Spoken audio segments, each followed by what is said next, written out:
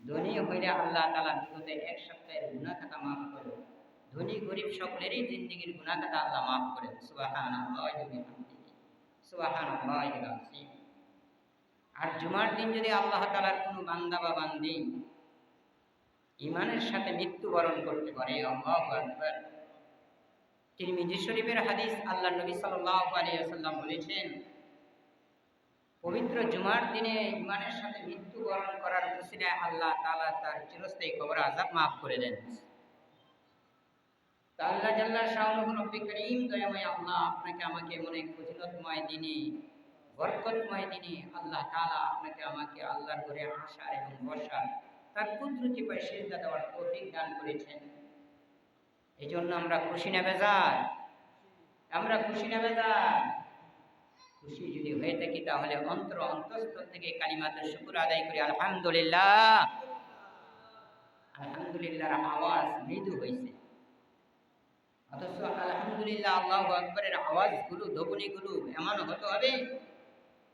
শাহজালাল ইয়ামিনী রহমাতুল্লাহ আলাইহি তৎকালীন সময়ের স্বৈরা শাসক ঘোর গোবিন্দ বাদশার অত্যাচারে যখন মুসলমানরা অতিষ্ঠ হয়ে গেছিল, মুসলমানের রক্তে যখন হোলি খেলা চলতেছিল, মুসলমানের কোনো মান সম্মান ইজ্জত নিয়ে দুনিয়াতে বেঁচে থাকার কোনো উপায় ছিল না, উপায়ান্তর ছিল না। মুসলমান নামাজ পড়তে পারত না, রোজা রাখতে পারত না, মুসলমান হওয়াটাই যেন অপরাধ ছিল। ওই মুহূর্তে আল্লাহর এক বান্দা শাহজালাল ইয়ামিনী ওই জালিম বাদশাহ, রক্ত পিপাসু বাদশার তখ্তে তাউসকে ধ্বংস করার জন্য আল্লাহর এক বান্দা শাহজালাল ইয়ামিনী রহমাতুল্লাহ আলাইহি যখন সিলেটের জমিনে আইসা আল্লাহু আকবারের ধ্বনি দিয়েছিল, সে আল্লাহু আকবারের ধ্বনির সাথে সাথে ঘোর গোবিন্দের তখ্ত তাউস, জালিমের তাউস, শৈর শাসকের তখ্ত তাউস কেঁপে খান খান ভেঙে খান খান হয়ে গেছিল। বলেন না আল্লাহু আকবার। মুসলমানের আওয়াজ, আল্লাহু আকবারের আওয়াজ তো এইভাবে হতে হবে, শক্ত আওয়াজ হতে হবে। আলহামদুলিল্লাহর আওয়াজ অন্তঃস্থল থেকে উচ্চস্বর হতে হবে। আবার বলি আলহামদুলিল্লাহ। আলহামদুলিল্লাহ বললে লাভ না লস? আল্লাহর নবী সাল্লাল্লাহু আলাইহি ওয়াসাল্লামের একটা হাদিস শুনে, আল্লাহর নবী সাল্লাল্লাহু আলাইহি ওয়াসাল্লাম বলেছেন, আউয়ালু মান ইউদআ ইলাল জান্নাতি ইয়াউমাল কিয়ামা, আউয়ালু মান ইউদআ ইলাল জান্নাতি ইয়াউমাল কিয়ামা, যে কিয়ামত দিবসে জান্নাতের দিকে সর্বপ্রথম আল্লাহ তাআলার ওই সমস্ত বান্দাদেরকে আহ্বান করবেন, ডাকবেন। কাদেরকে? ওয়াল্লাযীনা ইয়াহমাদুনাল্লাহ ফিস-সাররাই ওয়াদ-দাররাই, যারা দুনিয়াতে সুখে এবং দুঃখে সর্বদাই আরশে আজিমের মালিকের প্রশংসা করেছে, আলহামদুলিল্লাহ বলেছে। আলহামদুলিল্লাহ বলতেন না? জান্নাতে আগে যাইতে চান না সবাই? সবার আগে জান্নাতে যাইতে চাই কি চাই না? সবার আগে জান্নাতে যাইতে চাইলে আমাদের সর্ব অবস্থায় কি করতে হবে? আরশে আজিমের মালিকের প্রশংসা করতে হবে, সুখে দুঃখে, ফিস-সাররাই ওয়াদ-দাররাই, সুখে এবং দুঃখে সর্ব অবস্থায় মালিকের শুকরিয়া আদায় করতে হবে। বলেন আলহামদুলিল্লাহ। সম্মানিত উপস্থিতি, গত জুমায় আমি আলোচনা করেছিলাম যে বাংলাদেশ সম্পৃক্তির দেশ। এই বাংলাদেশ সবচাইতে, বাংলাদেশের মধ্যে সংখ্যালঘু মুসলিম ছাড়া অন্য অন্য ধর্মাবলম্বীরা, হিন্দু, খ্রিস্টান, বৌদ্ধ এবং আমার অন্য অন্য ধর্মাবলম্বীরা যারা আছে, আমি মনে করি পৃথিবীর সমস্ত দেশের চাইতে বাংলাদেশের সংখ্যালঘুরা সবচাইতে বেশি নিরাপদ। কথা ঠিক কিনা? বাংলাদেশ সম্প্রীতির দেশ এবং কোরআন হাদিসের আলোকে মুসলমানদের মুআমালাত, মুআশারাত, মুসলমানদের আচার ব্যবহার বিধর্মীদের সাথে, সংখ্যালঘুদের সাথে কি হবে সেই সম্পর্কে আমি আলোচনা করেছিলাম। কথা ঠিক কিনা? আমরা গভীরভাবে দৃষ্টিপাত করে দেখেছি, গভীরভাবে লক্ষ্য করেছি যে বাংলাদেশে আমরা দেখেছি যখন এই বাংলাদেশ দ্বিতীয়বার স্বাধীন হইল, বাংলাদেশের যখন দামাল ছেলেদের মাধ্যমে মেধাবী ছাত্রদের মাধ্যমে এক কুখ্যাত লেডি হিটলার, আমি আমার এক জুমার বর্ণনায় বলেছিলাম, ফেরাউন থেকে নিয়া প্রত্যেক হাসিনা পর্যন্ত প্রত্যেক জালিম শাসকের শোষকের ধরন এবং তাদের পতন কিভাবে হয় এবং তাদের পতন কিভাবে হয়, তাদের শেষ পরিণতি কি, সেটা আমি আপনাদের কাছে বর্ণনা করেছিলাম। আলহামদুলিল্লাহ, তার সাথেও আল্লাহ তাআলা সেই ঘটনাই ঘটাইছে। কথা ঠিক কিনা? সম্মানিত উপস্থিতি, আমরা দেখেছি যে জালিম স্বৈরা শাসক পলায়নরত সাবেক প্রধানমন্ত্রী কিভাবে শাপলা চত্বরে হাজার হাজার বেগুনা বেমাসুম আলেমদেরকে হত্যা করেছে। শাপলা চত্বরে কিভাবে শিশু বাচ্চাদেরকেও ওই দিন রাত্রে 5ই মে ওই রাত্রে কিভাবে হাজার হাজার আলেমদেরকে নির্মমভাবে গুলি করে হত্যা করা হয়েছিল, সেই ইতিহাস আমরা বলি নাই? বলি নাই। আমরা দেখেছি আয়নাগরের প্রতিষ্ঠাতাকে, আমরা দেখেছি কিভাবে হাজার হাজার কিভাবে সহস্র এই জাতির মেধাবী সন্তানের উপর নির্দয়ভাবে গুলি করেছে।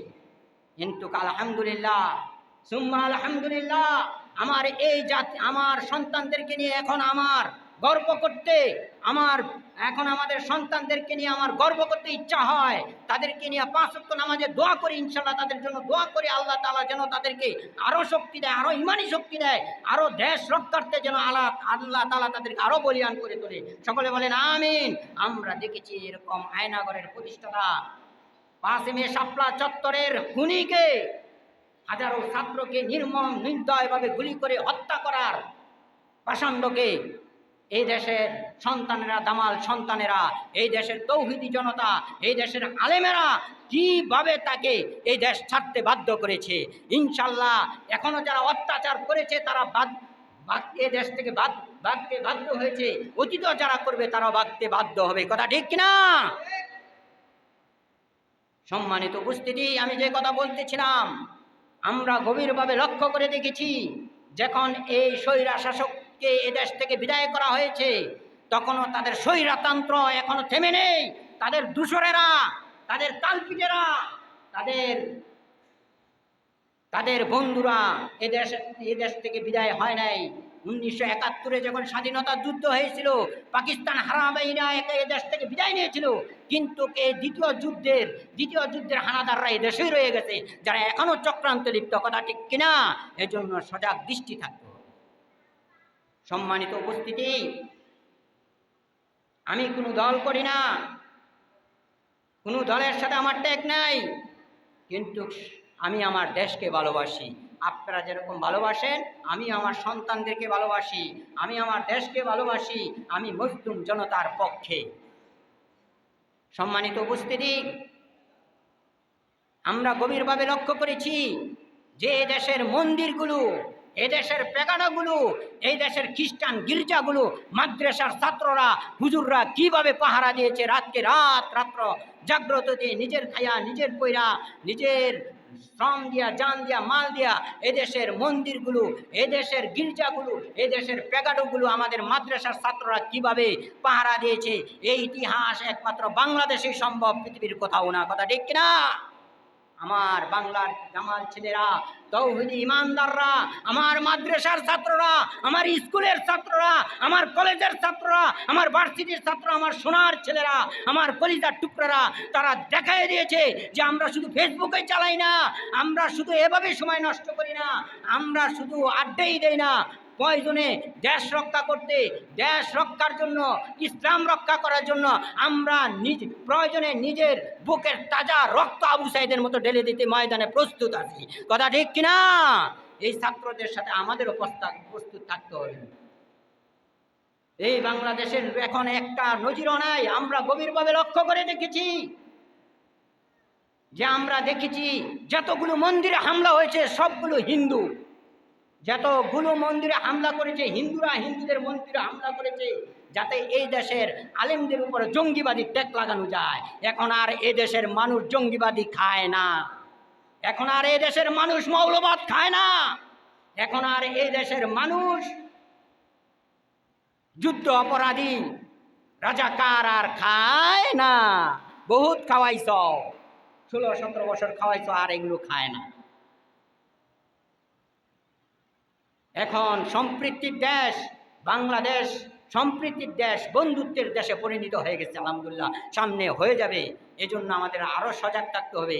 আমরা গভীরভাবে লক্ষ্য করেছি, যতগুলো হিন্দু মন্দিরে, খ্রিস্টান গির্জায়, বৌদ্ধ পেগুড়ায় যতগুলো হামলা হয়েছে, সবগুলো তারা নিজেদের মন্দিরে আগুন দিয়েছে, নিজেদের গির্জায় নিজেরা আগুন দিয়েছে, যাতে করে এই দেশের আলেমদের বদনাম করা যায়, এই দেশের মুসলমানদের বাপ মূর্তি বিদেশে ক্ষুণ্ণ করা যায়। কথা ঠিক কিনা? আমরা এইভাবে আরো গভীরভাবে লক্ষ্য করে দেখেছি, গুজরাটের কসাই, যেই কসাই একদিনে এক সপ্তাহের মধ্যে কয়েক লক্ষ মুসলমানদেরকে নির্মমভাবে গুলি করে মেরেছে, আগুনে পুড়ে মেরেছে, লক্ষ লক্ষ মা বোনদের ইজ্জত লুণ্ঠন করেছে সেই গুজরাটের কসাই, সেই মুদি, যে মুসলমানদের 100 বছরের ঐতিহ্য বাবরি মসজিদকে শহীদ করেছে, সে এখন মুসলমানদের বিপক্ষে, বাংলাদেশের বিপক্ষে, বাংলাদেশকে অস্থিতিশীল করার জন্য বাংলাদেশের এখন সংখ্যালঘুদের নিরাপত্তা নিয়ে কথা বলে। কথা ঠিক কিনা? রামের মুখে ভূত, ভূতের মুখে রাম। এখন আর জাতি তোমাদের পচা গান্দা এগুলো খায় না। সম্মানিত উপস্থিতি, এই জন্য আমাদের সজাগ দৃষ্টি থাকতে হবে। আমাদের আশেপাশের যত হিন্দু মন্দির আছে, একটা মন্দিরে যত আক্রান্ত না হয়, আমরা নিজেরা জাগ্রত থেকে পাহারা দিব।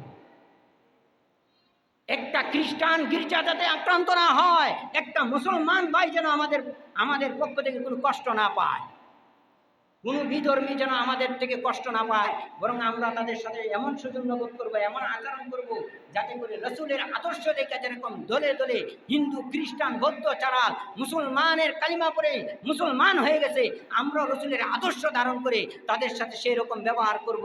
আল্লাহ তাআলা আমাদেরকে তৌফিক দান করে চলেন, আমিন। বাংলাদেশের ব্যাপারে আমরা সজাগ থাকবো, এ দেশের সম্পৃক্ত রক্ষার জন্য আমরা সজাগ থাকবো। বিশেষ করে ছাত্র ভাইরা যে অক্লান্ত পরিশ্রম করতেছে, ট্রাফিক নিয়ন্ত্রণ করতেছে, গির্জা মন্দির পাহারা দিতেছে, দেশের সমস্ত কেন্দ্রগুলিতে দুর্নীতি বাইর করার জন্য তারা অপ্রাণ চেষ্টা করতেছে। আমরা আমাদের সেই সন্তানদের জন্য 5 ওয়াক্ত নামাজের পরে দোয়া করবো। রাজি আছি তো ইনশাআল্লাহ? সম্মানিত উপস্থিতি, এটা সফর মাস। সফরুন শব্দের অর্থ কি? সফরুন শব্দের অর্থ হলো খালি হওয়া। যেহেতু এই মাসের আগে 4টা মাস, আশুরে মুহররম, এই জন্য এই সফর মাস যখন আসতো, তখন সফর অন্যান্য মাসে যেহেতু 4 মাসে যুদ্ধ বিগ্রহ বৈধ ছিল না, এই জন্য সফর মাস আসলেই আরবরা যুদ্ধ বিগ্রহের জন্য বাড়িয়ে যেত, ঘর খালি হয়ে যেত। অথবা সফর মাসে তারা ব্যবসা বাণিজ্য করার জন্য দূর দূরান্তে চলে যেত, ঘর বাড়ি খালি হয়ে যেত সফর করার। যাক, এগুলোর অনেক ব্যাখ্যা। তো সফরুন শব্দের অর্থ খালি। এই সফর মাস আরবি হিজরি মাসের দ্বিতীয়তম মাস।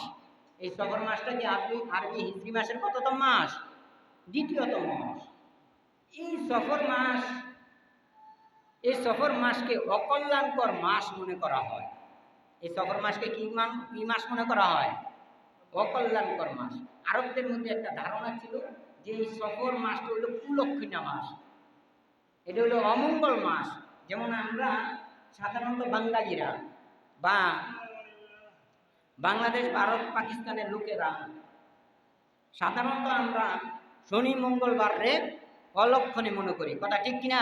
শনি মঙ্গলবারে বিয়ার সাথে দিন ঠিক করতে চাই না। শনিবারে মনে করি শনি আইব, মঙ্গলবারে মনে করি অমঙ্গল। এরকম একটা ধারণা আমাদের মধ্যে আসে না? নাই? আরো কত কুসংস্কার। ঘর থেকে বাড়িতে যদি কোনো মহিলা খালি কলস হয়ে যাইতেছে, ওই আজকে আমার দিনটা শেষ, মানি আজকে আমার দিনটা কি।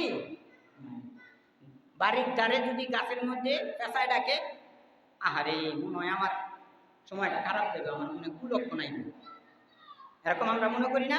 কাকে ডাকলে, পেঁচায় ডাকলে, ঠিক না? খালি কলস দেখলে হ্যাঁ, আরো কত কি এই ধরনের অসংখ্য বর্ণনা দিতে গেলে এরকম জুমা 4টা লাগবে। আমি সংক্ষিপ্ত বুঝাইবার জন্য বিষয়গুলো ব্যবহার করছি। আরবরা তেমনিভাবে এই সফর মাসকে অলক্ষণী মাস মনে করত। তারা এই মাসে বিবাহ শাদীর কাজ ধরতো না, এবং কি আমাদের বাংলাদেশেও এই নীতি আছে, সফর মাসে বিয়া শাদীকে হারাম মনে করে, হারাম নাউজুবিল্লাহ। বিয়া শাদী মনে করে এই মাসে বিয়া শাদী করলাম, এই বিয়া শাদী করলে অমঙ্গল হবে। এটা আরব দেশেও এই ধারণা ছিল। আরব দেশের লোকেরা এই সফর মাসকে রোগের মাস মনে করত। কি মাস মনে করত? রোগের মাস মনে করত।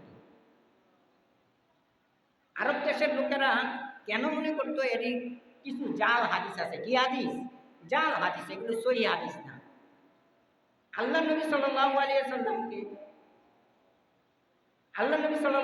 সাল্লাম এই মাসে রোগে আক্রান্ত হয়েছিলেন। এই জন্য মনে করা হয় এই সফর মাসটা একটা রোগের মাস, আক্রান্তের মাস। তো এই ধারণাটা মক্কা হাদিসের মধ্যে ছিল, এখন আমাদের মধ্যে আসে। এই সফর মাসে বিশেষ কোনো রোজা নাই, নামাজ নাই, কোনো বিশেষ কোনো ইবাদত নাই। হ্যাঁ, আল্লাহ নবী সাল্লাল্লাহু আলাইহি সাল্লাম চন্দ্র মাসের 3 দিন বেজর রাত্রে 13, 14, 15 রোজা রাখতেন। সোমবার দিন, বৃহস্পতিবার দিন রোজা রাখতেন। হ্যাঁ, এই মাসও রাখবেন, আলহামদুলিল্লাহ, এগুলি নফল ইবাদত।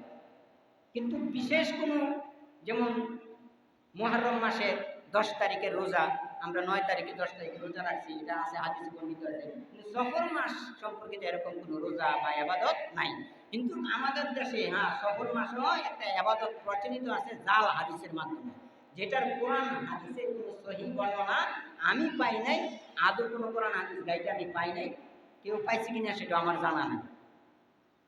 সেটা কোন ইবাদত? সেটা হলো আখিরি চাহার সোমবার। এই আখিরি চাহার সোমবার, অর্থাৎ সফর মাসের শেষ বুধবার। এই সফর মাসের কোন বুধবার? সফর মাসের একদম শেষ বুধবার দিন। আখিরি অর্থ শেষ, এটা পার্সি শব্দ। আখিরি চাহার সোমবার, এটা কি শব্দ বলেন? আমার কথা বুঝতে পারতেছেন তো আপনারা? আখিরি চার সোমবার, এটা একটা পার্সি শব্দ। আখিরি অর্থ শেষ, সোমবার অর্থ বুধবার, চার অর্থ কি?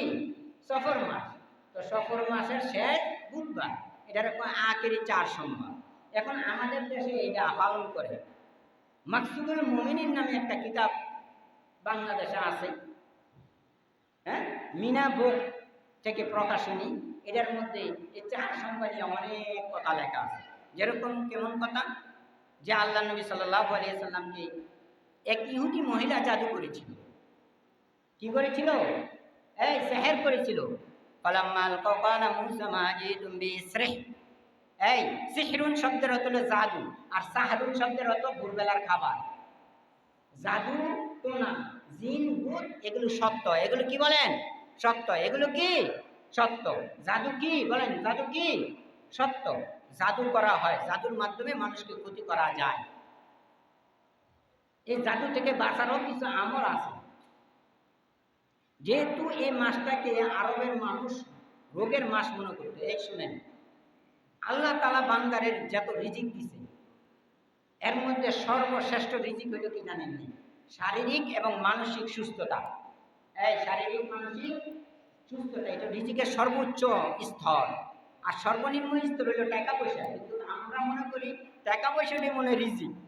না না না, শারীরিক এবং মানসিক সুস্থতা হলো কি? রিজিক। হ্যাঁ, সর্বনিম্ন রিজিকের স্তর হইল কি? টাকা পয়সা। সর্বোত্তম রিজিকের স্তর হইল নেককার স্ত্রী, নেককার সন্তান।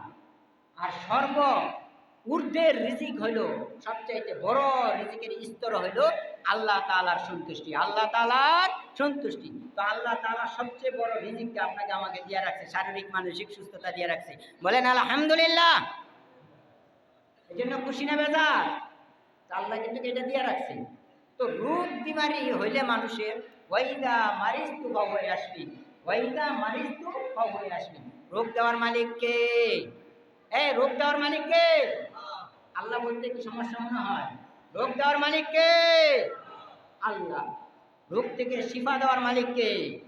আল্লাহ বলেন ওয়াইদা মারিজতু ফাহুয়া ইয়াশফিন, যখন তুমি বান্দা আক্রান্ত রোগে আক্রান্ত তখন আমি তোমারে শিফা দিই।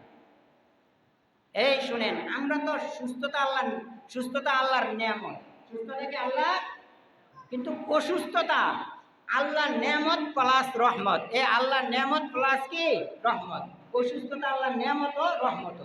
এই আপনার জ্বর হয়েছে, চিচ্ছা জ্বর হয়েছে, মনে করেন টাইফয়েড জ্বর হয়েছে, এই রোগে যদি আপনি মারা যান তাহলে আমি শহীদ।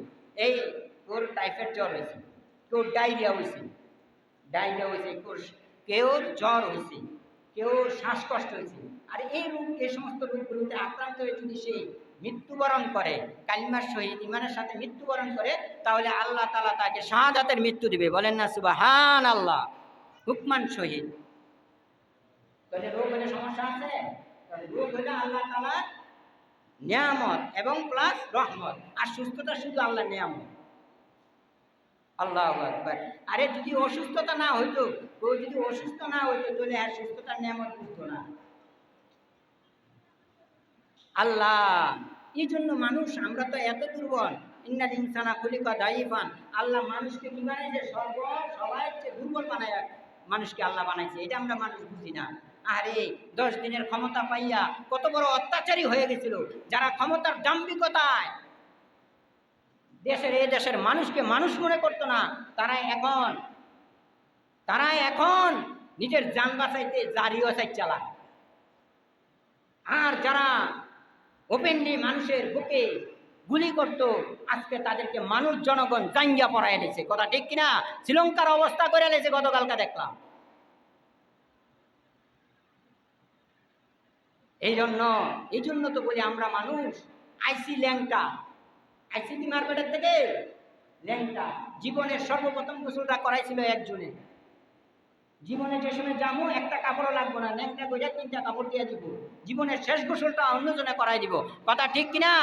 আরে আজকে রাত্রে যদি আমি ঘুমানোর পরে যদি বাঁচি তো হইলে কি ইহকাল দুনিয়া, আর যদি ঘুমের থেকে আর না উঠতে পারি মারা যায় তাহলে বড়কাল। এই হইলো মানুষের দুনিয়া, আর এই হইলো মানুষের অহংকার। আমাদের অহংকার করার কিছু আছে? আমাদের অহংকার করার মতো কিচ্ছু নেই। আমরা দুনিয়াতে আমাদের মতো দুর্বল কেউ নাই। একটা তেলাপোকার মাথা ফালাই দেওয়ার পরও বিজ্ঞান বলে সে কয়েক সপ্তাহ বেঁচে থাকে, শুধু সে মারা যায় না খাওয়ার কারণে। আর আপনার আমার মাথা কাটটা লেলে কয় মিনিট বাঁচুন?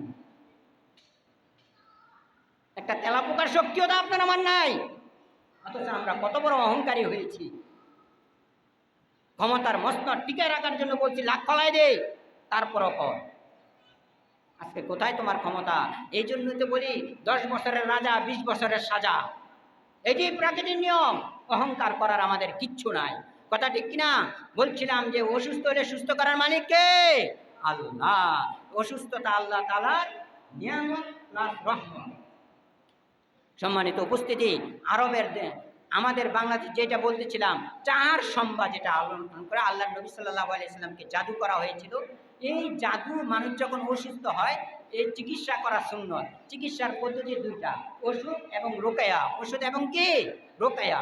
আল্লাহ নবী বলেছেন সূরা ফাতিহা সমস্ত রোগের শিফা। সূরা ফাতিহা কি সমস্ত রোগের শিফা।